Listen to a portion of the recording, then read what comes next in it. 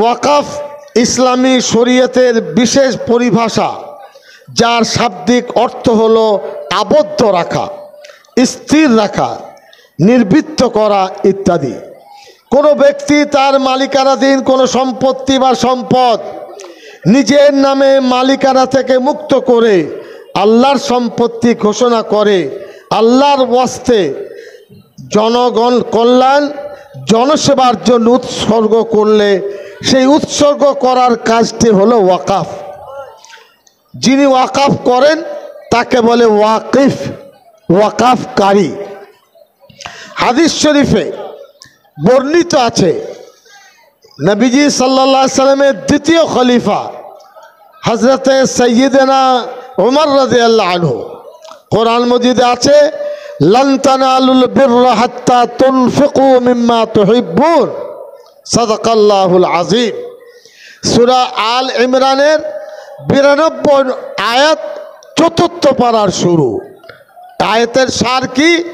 তোমার জীবনের সবথেকে প্রিয় মূল্যবান সম্পদ আল্লাহকে যদি যা দাও তাহলে তুমি জান্নাত যেতে পারবে। হযরত ওমর রাদিয়াল্লাহু আনহু নবীজির কাছে এসে বলছেন, খায়বারে আমার একটা সম্পত্তি আছে, আমি সেই সম্পত্তিটি আল্লাহর নামে দিতে চাই। নবীজি সাল্লাল্লাহু আলাইহি সাল্লাম বললেন, তুমি এটা আল্লাহর নামে ওয়াকফ করে দাও। এটা হাদিসের দ্বারাই ওয়াকফ প্রমাণিত। এবং দ্বিতীয় কি, আমরা আপনাদের কাছে পাঠিয়েছি, এই টিন নিয়ে গেছে, সাহায্যের হাত বাড়াবেন। কোথায় গিয়ে দম নেওয়া হবে বলা মুশকিল, এর শেষ কোথায় বলা মুশকিল। যদি কেন্দ্র সরকার জোর করে ওয়াকফ আইন পাশ করে, তখন মাথায় কাফন বেঁধে আমাদের রূপ আমরা ইনশাআল্লাহ দেখাবো।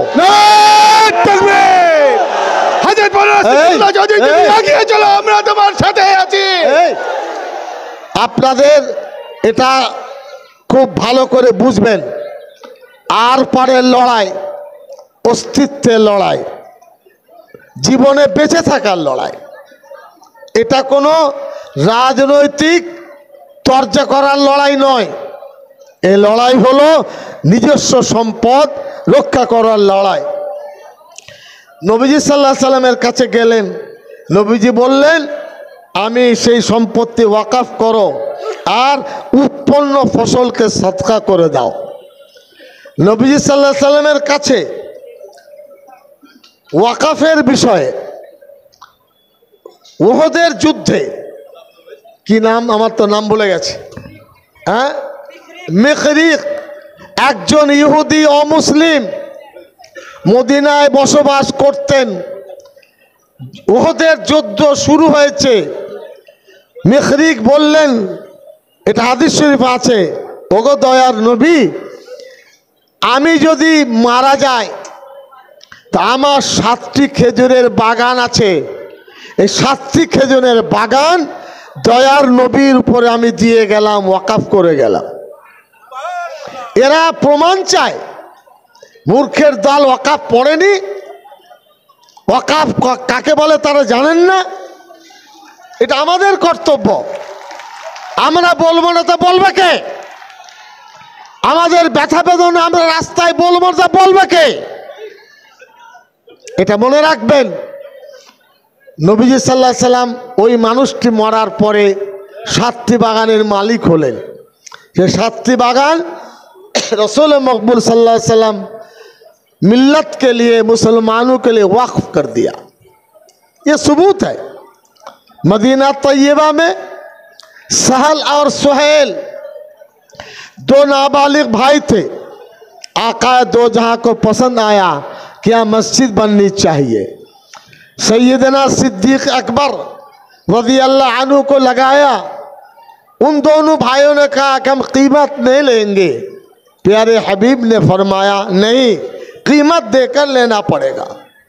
उस जमाने का 10 दिरहम दे करके ये ज़मीन खरीदी गई जो आज मस्जिद नबवी में अल्लाह के लिए वक्फ है। ऐसा नहीं कि ऐसे से चलाया, ये हमारा मजहब का हिस्सा है, এটা ধর্মের অংশ, এটা রাজনৈতিক অংশ নয়। এরপরে আমি আপনাদের বলবো সৈয়দানা ওসমান রাদিয়াল্লাহু আনহু, সবাই জানেন 98 সালে যখন হজে যায়, তার প্রসিদ্ধ কূপ কি নাম তার, হ্যাঁ বাইরাহানে কি নাম, ওনার মিষ্টি পানির কূপ ছিল, 35,000 দিরহাম দিয়ে কিনলেন। আজকে তার দাম 1,60,00,000 টাকা। 1,60,00,000 টাকা দিয়ে উসমান গনি রাদিয়াল্লাহু আনহু জায়গা কিনলেন, মুসলমানদের জন্য ওয়াকফ করে দিলেন। কিয়ামত পর্যন্ত মুসলমান তার সম্পত্তি ব্যবহার করবে। মক্কা মুকাররমায় 100 তলা বিল্ডিং, ঘড়ি টাওয়ার, ওটা মক্কা শরীফের হারামের ওয়াকফ, কেউ ব্যক্তিগত মালিকানায় পাবে না।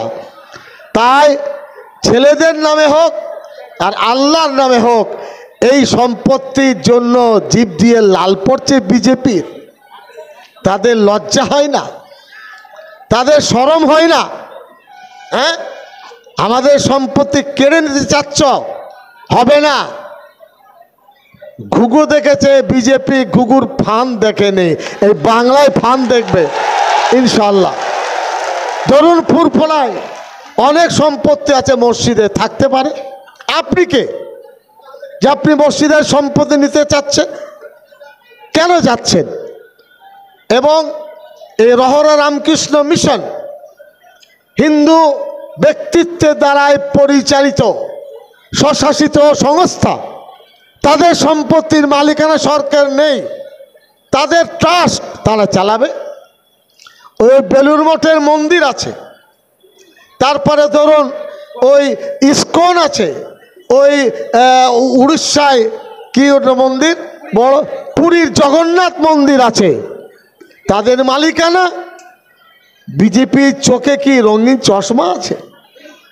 তারা কি দেখতে পায় না যে তারা মুসলমানের সম্পদ লুটে পুটে খাবে?